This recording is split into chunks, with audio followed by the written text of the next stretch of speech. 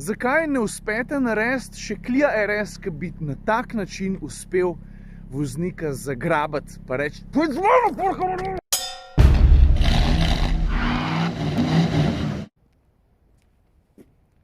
Jo, a veš, kaj se zgodi mogoče ene parkrat na let?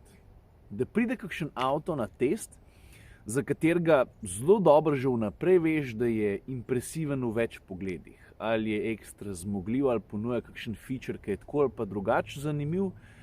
Ampak pol, ko se pa noter usedeš, pa se začneš z njim voziti, pa se z njim bolj spoznaš, pol te pa še, ne vem, kaj da ti okoli vogala šamar spusti.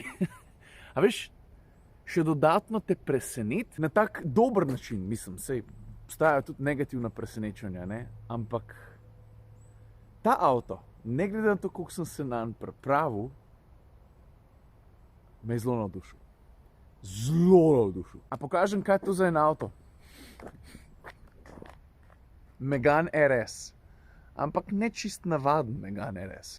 Ker veš, kdor se na Renaultove športne avtomobile malo bolj spozna, bo hitro opazil, da gre za izvedenko Trophy. Ne samo zaradi platišč, ne samo zaradi večjih Brembo zavor, mimogrede te tako grizejo. Tudi sam avto ne skriva, da je malo bolj posebno v primerjavi z navadnim, zato ker vidiš napis? Džabe, jaz avto perem včeraj zvečer, če prijem sem na Vransko, pa isto sran, ki je bil. Drugače pa, če Trophyja tako dosti na hitrico pa površno primerjam z navadnim Meganom RS, se take razlike spet ni. Za začetek se mašina ista, 1.8, konjev je za 20 več, to ni toliko. Namesto 280 jih ima tale 300. Ampak nekaj je teorija, drugo je pa praksa, predvsem pa stvari, ki jih na prvi uč sploh ne vidiš ali pa ne opaziš, dokler avto ne zapelješ. Pa zelo hitro vidiš, koliko je ura. Pejmo zdaj na konkretne razlike. Ta prva stvar, ki jo moramo imeti, le kar režati se začnem, ko začnemo o tem razmišljati. Zvok. Ta avto tako lušten ropota. Čak, ti bom pokazal izpušno cev. Pravzaprav sta dve. Jih vidiš? Če jaz prav razumem Renaultov pres material, je tukaj noter skriten mehanski ventil, zaradi katerega je izpuh lahko glasnejši. Le ti bom pokazal. A si slišal, ne? Je malo glasnejši, predvsem pa kako lepo ropoče, ko daš gas.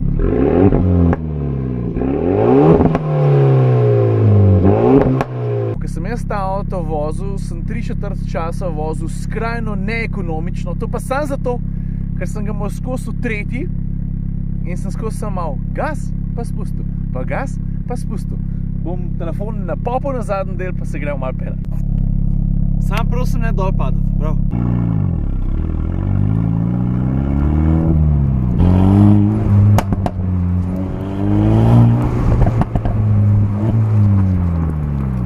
A lepo poka, pri navadnemu RS-u tega v takšni meri tudi približno ne boš slišal.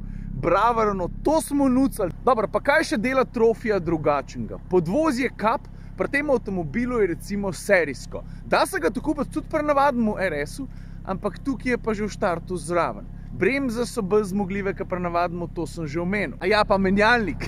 Menjalnik. Ko sem testiral ta prvega Megana RS, je bil avtomatski in sem rekel, ja, jaz bi si toliko želel ročnega v tem avtomobilu. Evo ti ga na, ta ima ročnega, izkušnja je, ročica je, dobro, ročica sama po sebi ni nič posebnega. Hodi so pa kratki, natančni, jasno in razločno slišiš klak, klak, ko šaltaš.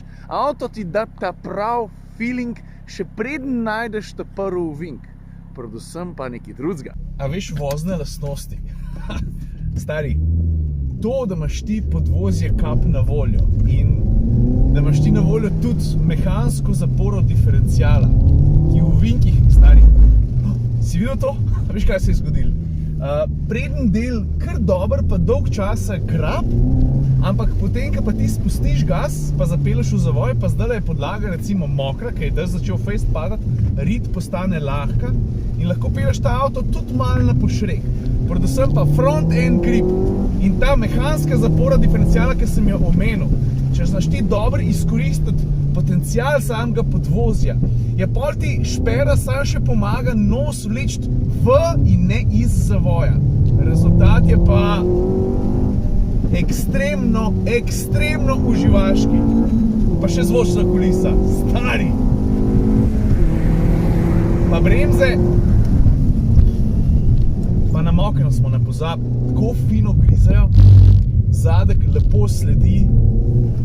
Pa zavoji tukaj, ki jih zdajle furam, so zelo zaprti. In takoj, ko sprednji del zdrsne, spustim gas, se avto, ne glede na to, da je zelo čvrst, pravzaprav, čak, to ne smem pozabiti, ne. Dajmo prijeti zdaj mi na isto stran, ne. Če boš ti ta avto kupil, boš imel med športno vožnjo veliko dela, tudi reagirati boš moral hiter. Predvsem pa, če ga boš uporabljal kot daily driver, dobro razmisli, kje se voziš. Ker če se veliko voziš na avtocesti, potem te bo s časoma začel motiti vertikalno nihanje karoserije celega avtomobila. To ni zdaj kakšna nevarna stvar, ampak ko se peleš po avtocesti, skozi čutiš. To skozi čutiš. In to zna biti malo moteče. Mene to recimo ne moti toliko, si pa predstavljam, da če bi bil vsak dan na neki daljši relaciji, ne vem, recimo 50 km na avtocesti, da bi rekel, pa je dobro, no. A si ga slišal, a more tako poskakovati. Ampak to je del tega, če kupiš pač športni avto, se boš s tem menda sprijaznil. Volanski mehanizem, zelo neposreden. Pravzaprav se ne spomnim, kdaj sem nazadnje, pa tudi Focus RS recimo tukaj ne izstopa tako, vozil avto, ki bi bil ne glede na način vožnje, pa ne glede na to, v katerem voznem programu imaš, tako pripravljen zagrabiti vsak zavoj. Meni se zdi, da tale Trophy nikoli ni sproščen.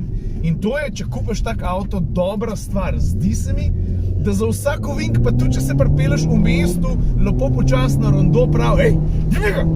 In razlika v tem v primerjavi z navadnim RS-om, on se zna sprostiti, oladiti, ta tega ne zna, on bi grizel čist vsak ovink posebej.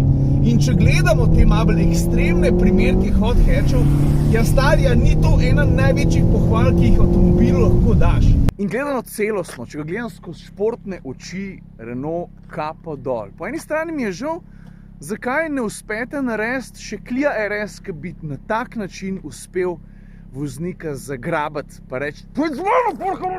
Ja, budalo, stari. Tega pa sploh še pokazal, pa omenil nisem. Le, v kabini je jasno, da kraljujeta Recaro školjki. Zdaj, pri teh zicih mogoče na prvi ogled zgledata preveč športna, pa celo malo neudobna. Ampak kdor pozna te zice, dobro ve, da zgledajo ful športno, Alcantara, all over the place, ampak so pa tudi ful udobni. Takoj se grem z njimi, oziroma v njih peljati tudi 800 km v eno smer, če je treba. Zato, ker je udobje ena stvar dostikrat povezana tudi s čvrstostjo. Drugače pa telo ful dobro primejo, točno tako, kot si športni voznik želi. Pa Alcantara ni sam na zicih, ne, tudi na volanu jo najdeš, predvsem na vrh, pa spodi, volan je spodi valjda presekan, vidiš tukaj, tukaj pa malo popecan. A ja, pa menjalnik, ki sem ga prej omenil, poglej, koliko so kratki hodi. Prva, druga, razlike je koliko? Švoh 10 cm. Pa dajmo za zaključek potegniti črto, pa izpostaviti par stvari, ki so totalni highlights tega avtomobila. 1, zvok, bravo, končno. 2, podvozje, nastavitve, predvsem v sodelovanju s mehansko špero, transformacija vozniške izkušnje, kapo dol. Ta tretja stvar, krmiljenje, ne vem, v tem trenutku se ne spomnim avta, ki bi se, kako mogoče, Focus ST, recimo, ima zelo podoben feedback, volan poln informacij pa življenja. Tudi to je zelo pomemben. Sprav zvok, podvozje, pa zavore. Čutiš razliko, ko primerjaš tega, pa potem v glavi, kakšen občutek je bil pri navadnemu RS-u. Minus, kaj pa vem, tista vertikalna nihanja na avtocesti so me zmotila, drugače pa lej. Če gledaš ali pa iščeš res športnega hot hatcha, je to zelo posebna izkušnja. Tudi zaradi štirikolesnega krmiljenja. Imaš pa v tem segmentu ful zelo različnih izkušenj. In to je dobro. A veš, veliko kontrastov je. Predstavljaj si recimo Golfa GTI ali pa Leon Cupra. Tista dva avtomobila je zelo sta sposobna, ampak sta kompromisa. Trophy pa to ni. In to je... kva sem že moker. In to je tista stvar, ki ga dela toliko zelo posebenega. To je to za danes, prav? Ajde. Veš, kaj pa zdaj jaz gruntam?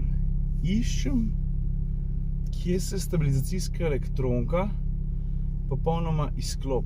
A veš, jaz dostikrat rečem, da zadek pri avtih postane lahek, kar je včasih tudi dobrodošlo, predvsem pa zabavno.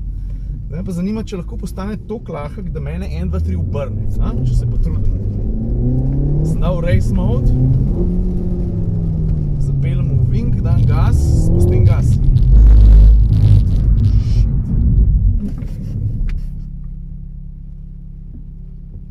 Si videl to?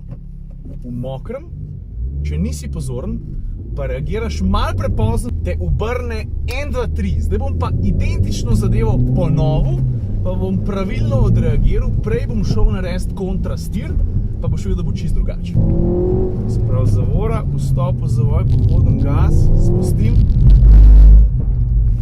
Evo, pa smo naredili lušten tail slide, če pa jaz ne bi naredil korekcije v pravem času, in to je dostikrat napaka pri voznikih, ki se zavrtijo, ali ne reagirajo dovolj hitro, ali pa naredijo overcorrection, kar pomeni, da reagirajo prehudo in preveč, in potem, ko se avto želi že postaviti nazaj, si ti preveč obrnil volan in te vrže v kontrasmer.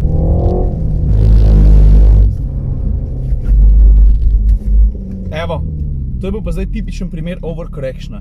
Se pravi, jaz sem v želji, da bi avto poravnal, volan dal preveč v kontrasmer, ko je avto spet najdel svoj mir in svojo smer, je volan preveč obrnil v kontrasmer in me je vrgel v drugo stran. In potem moraš biti spet pripravljen narediti korekcijo, ker če te ni obrnil v levo oziroma v desno, te bo, če nisi pripravljen pa v kontrasmer. Zato avto dostikrat tako razmeče.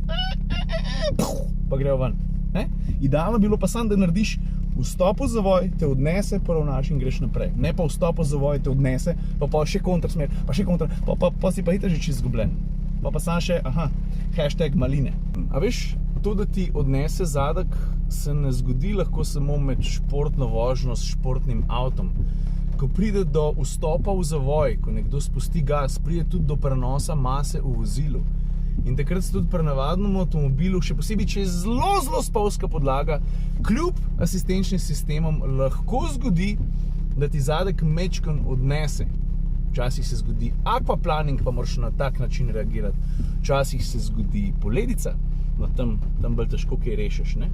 Ampak strjen sneg pa takšne stvari, asistenčni sistemi niso vse mogoči. Zato je dobro in pametno, predvsem pa varno, da tudi ko ne voziš športno, da si res z glavo pri stvari, ko voziš po podlagi, ki je, kar se oprijema tiče, daleč od idealne. Zato moraš biti pozoren ves čas za volanom. Ok, to je pa res to.